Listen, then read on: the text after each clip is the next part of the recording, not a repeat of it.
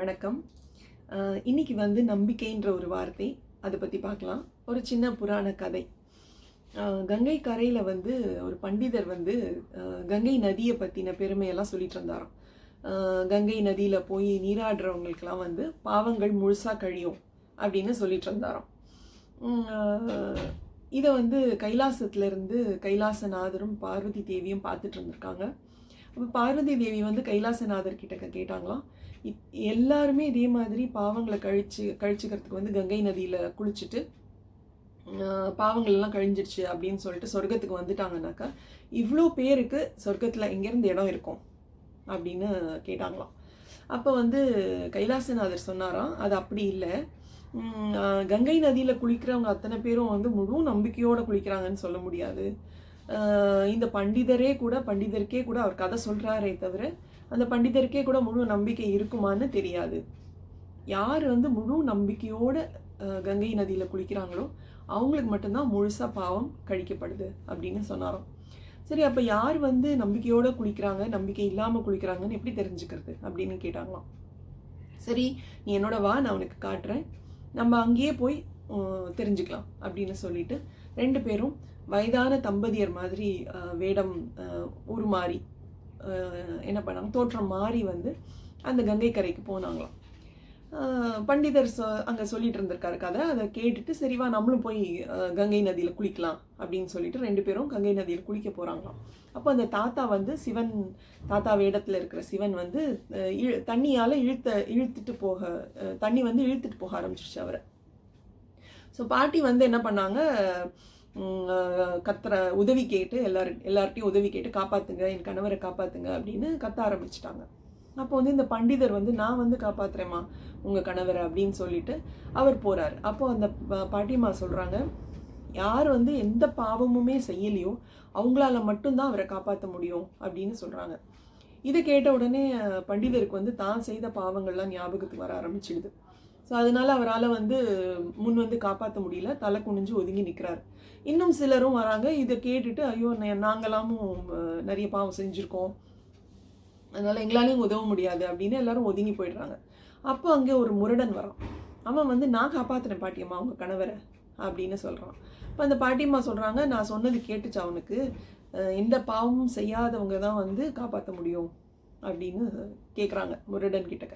இப்போ அந்த முரடன் சொல்கிறாரு, அது நான் கேட்டேன் பாட்டிமா, இப்போ தான் என்ன பண்டிதர் சொன்ன கதையும் கேட்டேன், கங்கை நதியில் குளித்தா எல்லா பாவமும் கழிஞ்சிடுமாமே, நான் நிறைய பாவம் செஞ்சுருக்கேன், அதனால என்ன, நான் கங்கை நதியில் குளிச்சிடுறேன், ஒரு தடவை குளிச்சிட்டேன்னா என்னோடய பாவம் எல்லாம் கழிஞ்சிடும், அதுக்கப்புறம் உங்கள் கணவரை என்னால் காப்பாற்றிட முடியும்ல அப்படின்னு சொல்லிட்டு குதித்து போய் அந்த கிழவரை இழுத்து கரைக்கு கொண்டு வந்தானோம்.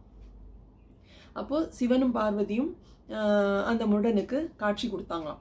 அப்போ சொன்னாங்களாம், நீ மட்டும்தான் முழு நம்பிக்கையோடு இந்த கங்கை நதியில் நீராடுறதுக்கு குதிச்ச, மிச்சம் யாருக்குமே அந்த நம்பிக்கை இல்லை, அதனால தான் உன் பாவங்களெல்லாம் உடனே கழிஞ்சிடுச்சு அப்படின்னு சொல்லிட்டு அவனை வாழ்த்திட்டு மறைஞ்சு போயிட்டாங்களாம்.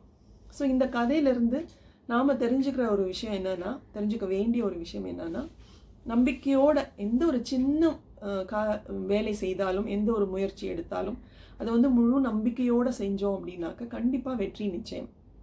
ஸோ நம்பிக்கை இருந்ததுனாக்கா தன்னம்பிக்கையும் கூடவே வந்துடும். ஸோ தன்னம்பிக்கையோட முழு நம்பிக்கையோட முயற்சியும் எடுத்தோன்னா கண்டிப்பாக வெற்றி அடையலாம். கதை நல்லா இருந்ததா? இப்போ அடுத்த 2 உட்கார்ந்து நிலையில் செய்கிற பயிற்சிகள், அதை பார்க்கலாம். இந்த பயிற்சியும் உட்கார்ந்து செய்ய வேண்டிய பயிற்சி தான். வலது காலை மடக்கி இடது கால் மேல் வச்சுக்கணும். அதாவது அந்த வலது பாதம் இடது தொடை மேலே இருக்கிற மாதிரி மடக்கிக்கணும்.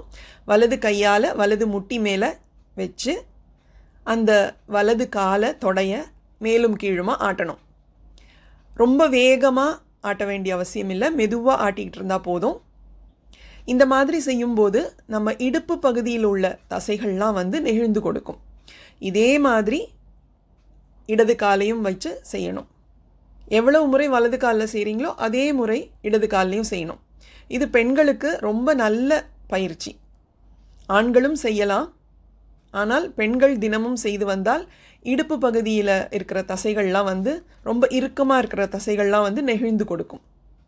இதுக்கு பேர் அரை வண்ணத்து பூச்சி பயிற்சி அப்படின்னு சொல்லுவாங்க. அடுத்த பயிற்சி வந்து பக்த கோணாசனா.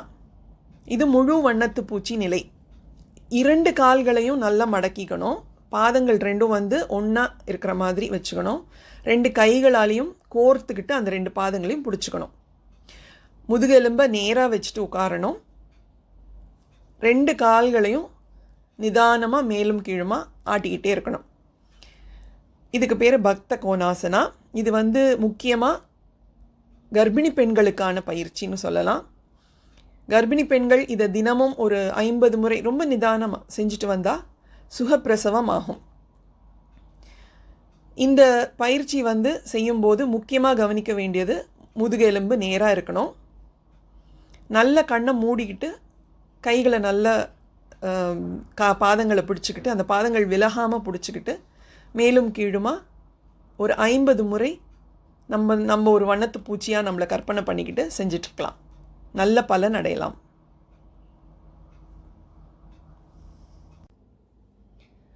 கடந்த 3 காணொளிகளாக நீங்கள் வந்து பயிற்சிகள் பார்த்துட்டு வரீங்க. கண்டிப்பாக அதை நீங்கள் செய்வீங்கங்கிற நம்பிக்கை எனக்கு இருக்குது. செஞ்சிட்ருக்கீங்கங்கிற நம்பிக்கை இருக்குது. இன்னும் தொடர்ந்து அடுத்தடுத்த காணொளிகள்லையும் நிறைய பயிற்சிகள் பார்க்கலாம். நன்றி, வணக்கம்.